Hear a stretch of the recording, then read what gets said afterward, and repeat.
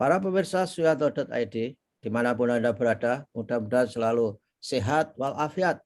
Nah, tetap bersama channel pendidikan Anda, sebuah channel untuk berbagi pengetahuan, ilmu, dan juga untuk bersama-sama belajar sepanjang hayat. Nah, kali ini kita akan berbicara mengenai bagaimana rancangan Undang-Undang Siknas, nasib guru honorer, dan juga kualitas sekolah-sekolah yang diselenggarakan oleh masyarakat, atau dengan kata lain sekolah-sekolah swasta. Nah, beberapa hari yang lalu Majelis Dikdasmen PP Muhammadiyah beraudiensi dengan Presiden Republik Indonesia Pak Jokowi, dan apa yang dibicarakan akan kita diskusikan di sini. Tapi sebelum kita menyapa narasumber kita yang istimewa ini, jangan lupa klik subscribe supaya Anda selalu mendapatkan video terbaru dari Suyanto.id. Nah, narasumber kita adalah kalangan muda, artinya masih generasi muda walaupun tidak muda-muda amat, yaitu Bapak Alfa Amir Rahman, MPhil PhD.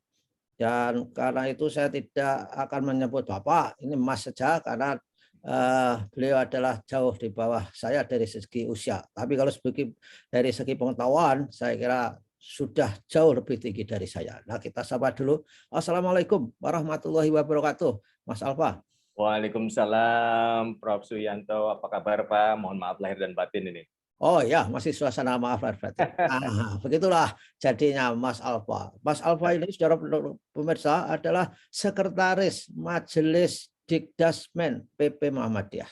Dan tentu akan kita tanya bagaimana perasaannya sowan Presiden kemarin. Mas Alfa, kan habis ketemu Presiden. Apa yang dibicarakan itu yang penting buat kepentingan sekolah Muhammadiyah, Mas Alfa?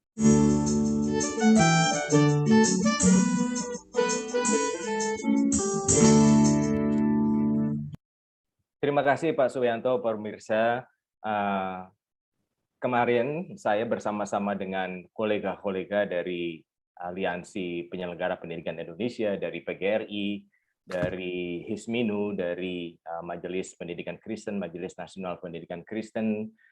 Kebetulan teman siswa tidak hadir karena cukup mendadak ya, dan jauh tempatnya. Jadi alhamdulillah kemarin kami beraudiensi bersilaturahim dengan Bapak Presiden Joko Widodo, dan ada banyak hal penting yang kami sampaikan, yaitu tentang RUU Sisdiknas yang menurut hemat kami ini dibuat oleh Kementerian Pendidikan, Riset dan Teknologi itu terlalu terburu-buru, ya, tidak ada keterlibatan publik yang bermakna. Jadi kami meminta dengan cukup tegas kemarin kepada Bapak Presiden agar Bapak Presiden tidak mengendorse RUU Sisdiknas ini, karena nanti ini menjadi legacy yang tidak baik untuk Bapak Presiden. Karena kami semua sangat menghormati Bapak Presiden dan mendukung visi misi beliau yang sudah bagus ini untuk meningkatkan kualitas sumber daya manusia dan transformasi bangsa. Ya. Nah, kemudian yang menjadi pertanyaan para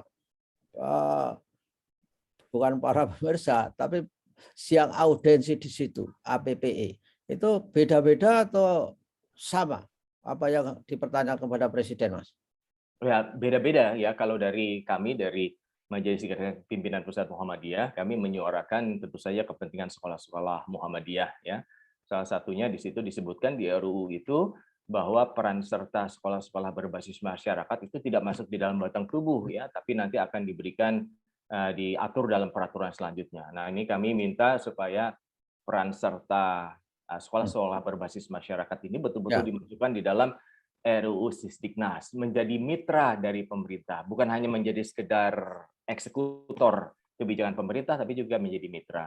Dan ini bisa dimanifestasi misalnya dalam soal akses ya. Kita kan ada 3 hal tuh, akses, relevansi, mutu ya, 3 hal besar dalam pendidikan. Nah, untuk akses ini kalau misalnya di daerah-daerah terpencil itu sudah ada sekolah-sekolah Muhammadiyah misalnya ya, tidak perlu dibuat lagi sekolah negeri, tapi bermitra dengan sekolah Muhammadiyah untuk meningkatkan akses. Dengan demikian kita bisa berjalan bergandeng tangan. Ini yang salah satu yang menjadi concern daripada kami.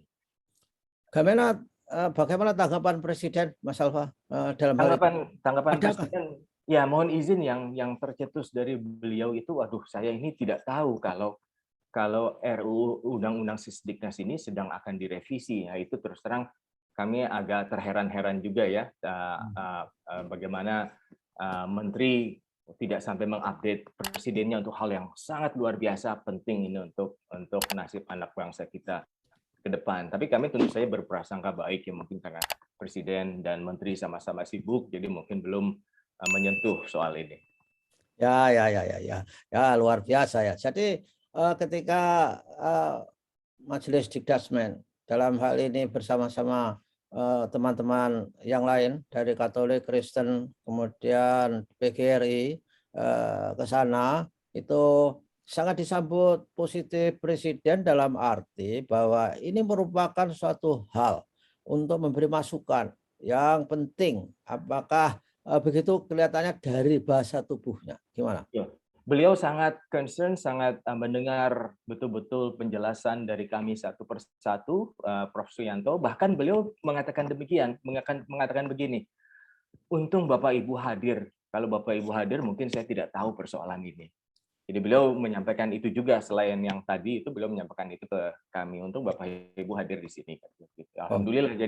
Jadi kami mengupdate Bapak Presiden, ya pimpinan kita semua nih tentang hal-hal yang krusial di bidang pendidikan.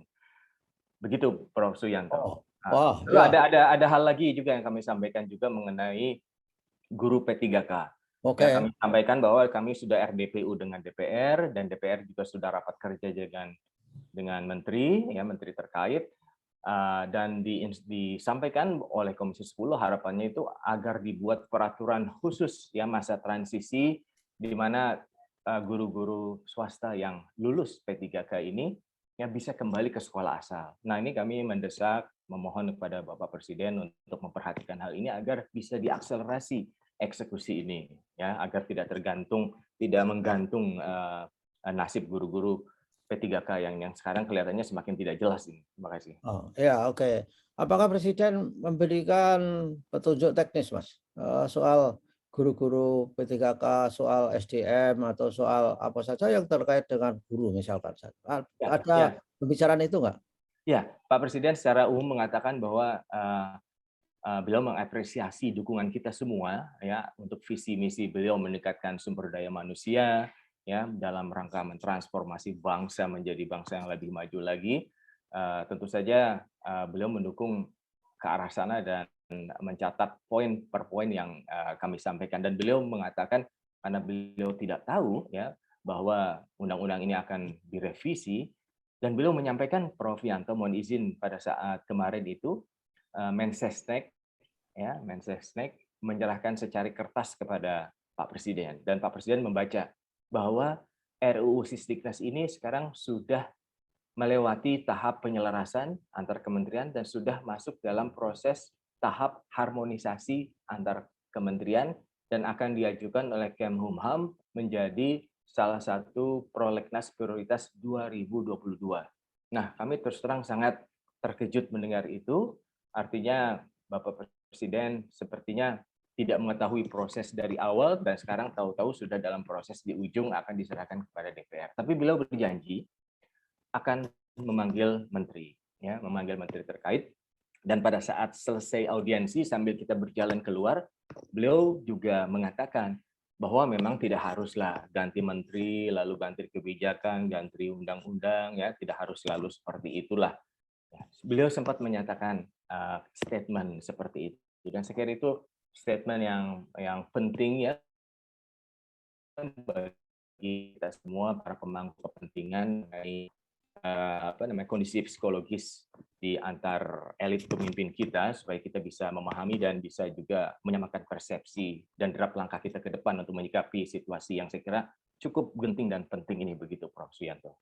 Jika seandainya ya usulan dari Majelis Dikdasmen itu diakomodasi, gimana perasaan Mas Alfa? Itu apa untungnya buat sekolah-sekolah Muhammadiyah?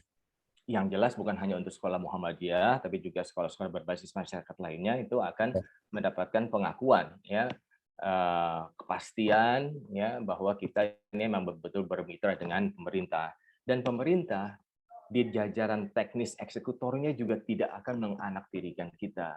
Misalnya seperti yang tadi saya sampaikan, Prof, di Ya. daerah-daerah terpencil kalau sudah ada sekolah-sekolah Muhammadiyah ya jangan lagi dibuat sekolah negeri di sana. Tapi anggaran itu hendaknya difokuskan pada kemitraan dengan sekolah berbasis masyarakat Oh seperti ya. Muhammadiyah. Nah, hal seperti itu akan menguntungkan kita. Juga dengan P3K. Kita ada 75.000 guru dan ada 5.000 lebih yang lulus P3K, Prof. Ya. Wow. Itu kan jumlah yang sangat signifikan. Dan kalau mereka kembali ke sekolah asal, ya itu dan digaji pemerintah sebagai guru P3K, pemerintah tidak akan rugi. Ya, Yes, karena yes. itu uang itu bukan buat persyarikatan, uang itu adalah untuk gaji mereka dan mereka menggaji mendidik anak-anak bangsa kita. Ya, ya. Jadi dikotomi sekolah swasta dan sekolah negeri itu di situ walaupun memang dua-duanya hal yang berbeda entitasnya, tapi akan kemitraannya akan semakin ketat. Jadi bukan soal pengakuan saja, Prof, tapi juga kemitraan yang sinergis antara sekolah negeri dan sekolah berbasis masyarakat seperti sekolah-sekolah Muhammadiyah. Oke, baiklah Mas Alfa. Ya. Mudah-mudahan banyak hikmah setelah Amin. teman-teman audiensi dengan Presiden.